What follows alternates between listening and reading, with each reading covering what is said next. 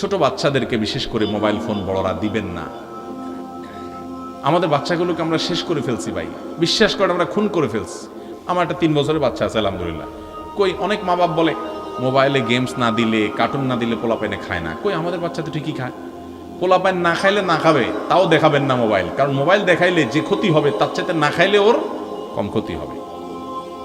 ওর চোখ শেষ হবে, ওর মাথা শেষ হবে, ওর ইমান শেষ হবে, ওর চেতনা শেষ, সব দিক থেকে ধ্বংস হয়ে যাবে। পোলাপাইন এখন সব অটিস্টিক মার্কা, বেশিরভাগ প্রতিবন্ধী এবং ফার্মের মুরগির মতো দেখবেন এক একটা তুলতুলা হয়। এগুলা কোনো কাজের না। ওই মোবাইল দিয়ে এদেরকে শেষ করে ফেলছে, মোবাইল দিয়ে ধ্বংস করে ফেলছে। আপনি আপনার বাচ্চার হাতে মোবাইল তুলে দিচ্ছেন না, বিশ্বাস করুন আপনি আপনার বাচ্চার হাতে ছুরি দিয়ে দিচ্ছেন ও নিজেকে শেষ করার জন্য। এই জন্য নিয়ন্ত্রণ করবো তো ইনশাল্লাহ। এখন বাচ্চাদেরকে মোবাইল থেকে যদি দূরে সরাইতে হয়, আগে নিজেরা মোবাইলের অপব্যবহার থামাইতে হবে। আপনি সারাদিন ভূতের মতো মোবাইল টিপবেন আর বাচ্চাকে বলবেন আব্বু মোবাইল টিপতে হয় না, বই পড়ো, কাজ হবে না। কারণ পোলাপায়েন যখন দেখবে যে কিরে মা সারাদিন টিপে, আব্বা সারাদিন টিপে, আমি টিপতে বলে বলে না বই পড়ো, এ আমার আম্মা আব্বা এগুলো মনে হয় শত্রুতা করে আমাকে কোনো নেয়ামত থেকে বঞ্চিত রাখতে চাচ্ছে। এটা যদি নেয়ামতই না হতো তাহলে সারাদিন তারা টিপে কেন? বাচ্চারা দেখে শিখে বেশি, শুনে শিখে কম। তাদেরকে ওয়াজ করবেন কম, তাদের সামনে আমল করবেন বেশি। চেষ্টা করবো তো ইনশাআল্লাহ। আমারও আল্লাহ তাআলা ছোট বাচ্চা দিয়েছেন, বড় বাচ্চা দিয়েছেন।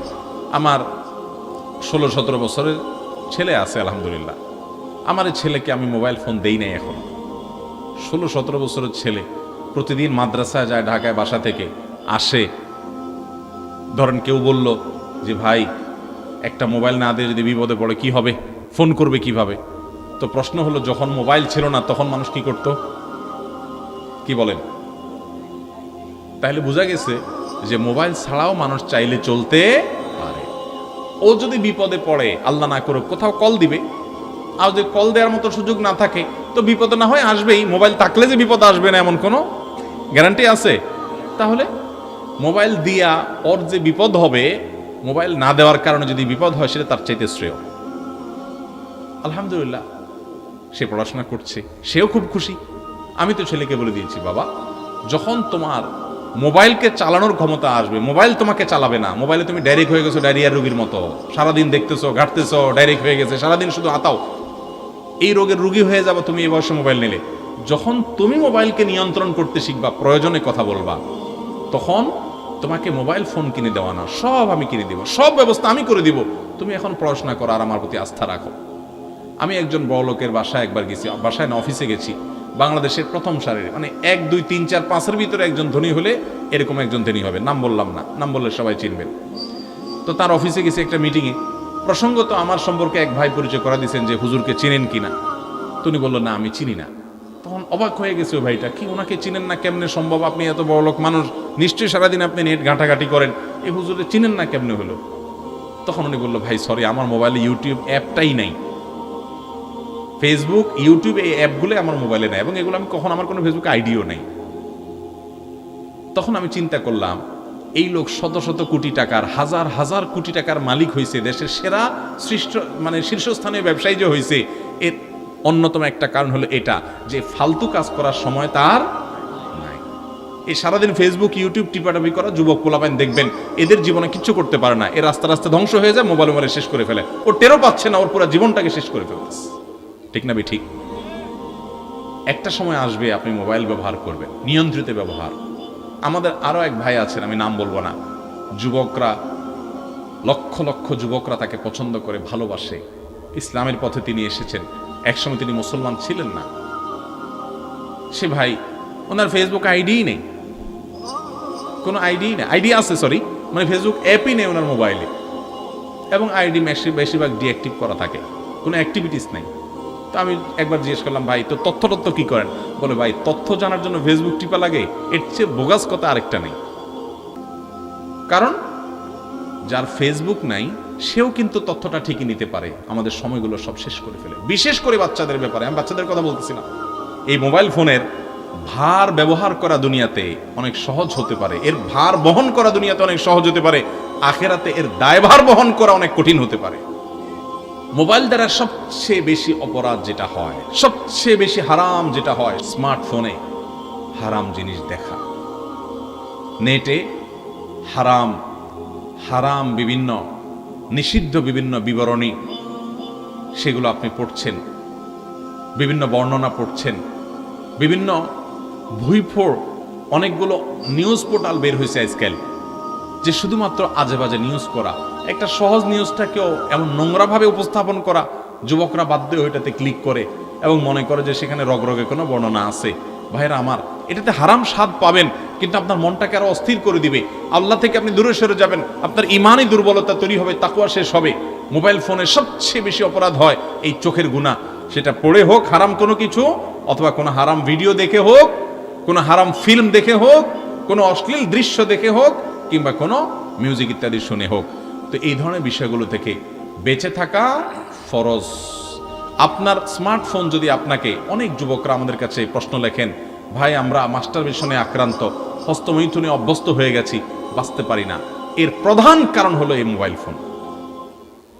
আমি বলি যে আপনি মোবাইল ফোনটাকে, স্মার্টফোনটাকে চেঞ্জ করে ফেলেন, একটা বাটন ফোনে চলে যান, 6 মাস আপনি নিজের বিরুদ্ধে নিজে সংগ্রাম করেন, ইনশাআল্লাহ দেখবেন আপনার এই বদভ্যাস এমনি কি হয়ে গেছে, দূর হয়ে গেছে।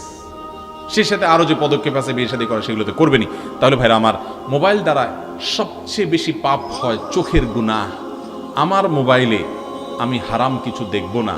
আমার ফেসবুকে যদি কোনো ফ্রেন্ডের, কোনো বন্ধুর লিস্টে থাকার কারণে খারাপ কিছু আসে, ওকে আনফ্রেন্ড করে দিব। কোনো পেজ থেকে খারাপ কিছু আসে, ওটাকে আনফলো করে দিব। কোনো নিউজ পোর্টাল থেকে বাজে কিছু আছে, ওইটাকে ব্লক করে দিব। কোনো গ্রুপে থাকার কারণে খারাপ কিছু আসে, ওই গ্রুপ থেকে লিভ নিয়ে নিব। সোজা কথা, আমি হারাম থেকে বাঁচার জন্য চেষ্টা করব, কারণ আল্লাহ বলেছেন ওয়ালা তাকরাবুজ জিনা, জিনার কাছেও যেও না। যুবক ভাইরা আমার, আপনি আজকে একটা আর্টিকেল পড়বেন, খারাপ নোংরা একটা নিউজ পড়বেন, একটা মেয়েকে নিয়ে বাজেভাবে একটা নিউজ করেছে একটা বই কোনো প্রতিষ্ঠান কিংবা কোনো বড় মিডিয়া, আপনি সেটা আজকে পড়লেন। কালকে একটা ভিডিওতে একটা মেয়ের অঙ্গভঙ্গি, তার শরীরের বিভিন্ন অঙ্গ প্রত্যঙ্গ দেখলেন, হারাম মজা নিলেন। আপনি পরশু আরেকটা হয়তো আজে বাজে কোনো বাজে ভিডিও ক্লিপ দেখলেন, অশ্লীল কিছু দেখলেন, আপনার মনটা অস্থির হবে। আপনি চোখের জেনা থেকে মনের জেনায় চলে যাবেন, আপনি অনেক জেনায় চলে যাবেন। আপনার বৈবাহিক জীবন ধ্বংস হবে, ঈমান আমল ধ্বংস হবে, আপনি ইবাদতের স্বাদ থেকে বঞ্চিত হয়ে যাবেন। এই জন্য স্মার্টফোন ব্যবহার যারা করবেন, এই গুনাহ থেকে বেঁচে স্মার্টফোন ব্যবহার করা মানুষ এখন সোনার হরিণ হয়ে গেছে। ঠিক না ঠিক? আমরা যতগুলো পয়েন্ট বলছি, মধ্যে সবচেয়ে গুরুত্বপূর্ণ হলো এই পয়েন্টটা। বিদায় মোবাইল ফোনে হারাম কোনো কিছু দেখার ব্যাপারে আমাদের সবচেয়ে বেশি সতর্ক থাকতে হবে, সেটা দেখা থেকে সাবধান, আপনার বিরত থাকতে হবে। আল্লাহ তাআলা আমাদেরকে তৌফিক দান করুন।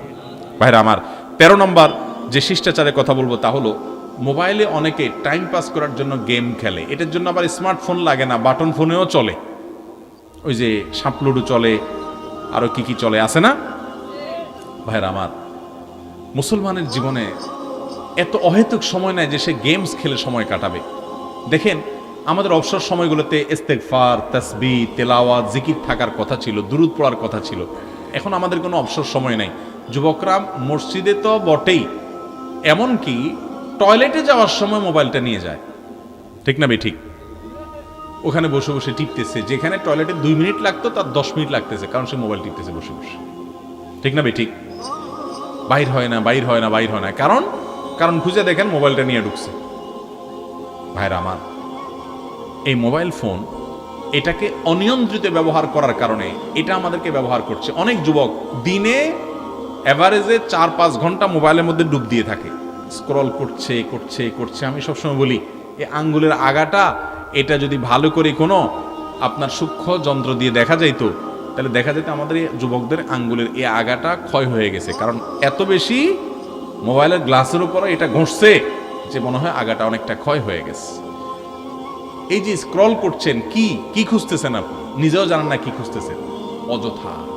ভাইরা আমার, আল্লাহ তাআলা আমাদের এই যৌবন সম্পর্কে, সময় সম্পর্কে জিজ্ঞাসাবাদ করবেন। এগুলো বিশ্বাস করেন, আপনার দুনিয়ারও কোনো কাজে আসবে না, দুনিয়ার কোনো কাজে আসবে না, আখিরাতের কোনো কাজে তো আসবেই না। আপনি বলবেন আমি ইনফরমেশন জানতে চাই, আমি তথ্য সম্পর্কে সচেতন হতে চাই। যেই তথ্য আপনার জানা জরুরি, ওইটা আপনি স্ক্রল না করলেও জানবেন, আপনাকে কেউ না কেউ বলবে। অতএব তার জন্য মূল্যবান সময় নষ্ট করা যাবে